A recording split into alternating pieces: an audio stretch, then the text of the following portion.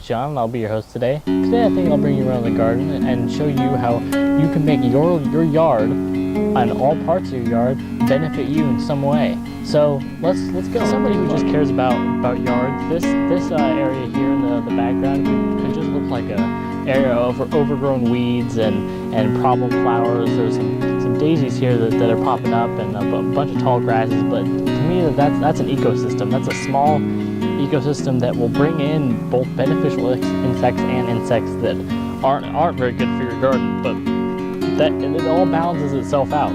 So areas like this are great to leave on the sides of your garden because it both brings in the bees.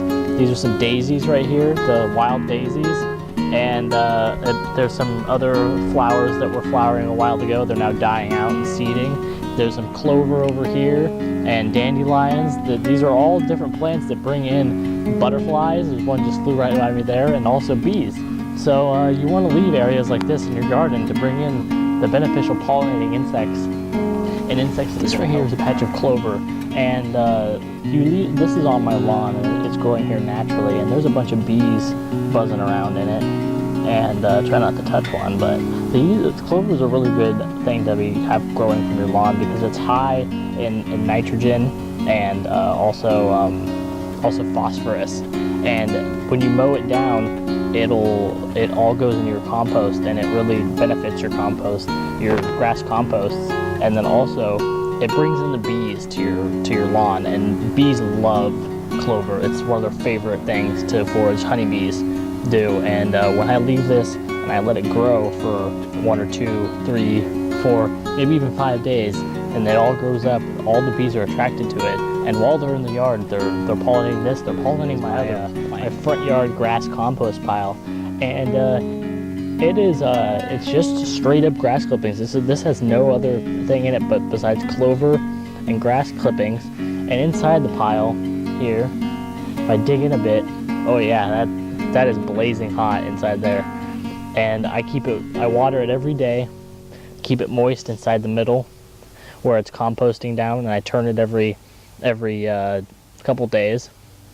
And just the smell that comes off this stuff, guys, just off of the microorganisms that are breaking this stuff down, is just, it smells, I just kid you not, like sagebrush when it's flowering, or like honeysuckle. It smells just really good. Like a good grass compost always going to smell good. If it doesn't smell good, I wouldn't trust using it. Different vegetable composts like manure based or anything like that might smell bad while they're in the middle of composting down or getting towards their end stages, and that's kind of a normal thing, and you have to let them sit and get past it and let them heat up again or finish off the composting process. But with grass compost, if it smells bad, you don't want to go near it because it's anaerobic, it's not aerobic, and aerobic bacteria are going to be the guys that are living inside this deep part of this that are making this really hot, and they like oxygen, so turning the pile is good. But I make tea out of this, and I'll show you in a second here how you make a grass compost tea and how you can use it. A grass compost tea, and you can see that in it's very, very thick, and it has a kind of a light brownish green color. That's the extraction taking place between all the blades of grass and all of those nutrients being let go from the grass blades. And what I do with this is I fill a bucket, this 5-gallon bucket of water. I just got it from Lowe's, and you fill it up. You put about a handful or a chunk of just straight grass compost, or uncomposted grass, dry grass. Maybe even the grass could be half composted or have like some kind of really dark green tint to it. You throw it in there and leave it in there for about 24 hours. It could be maybe even 12 to 6 hours, depending on how much value of NPK you want in your batch. Usually I let it sit for 24 hours so it gets the most out of what is in here. And you just put it in there, let it soak. You don't need an air soak or anything. Just let it soak for 24 hours and then use it. Don't let it sit any longer than that, because it'll go anaerobic and it'll actually hurt your plants.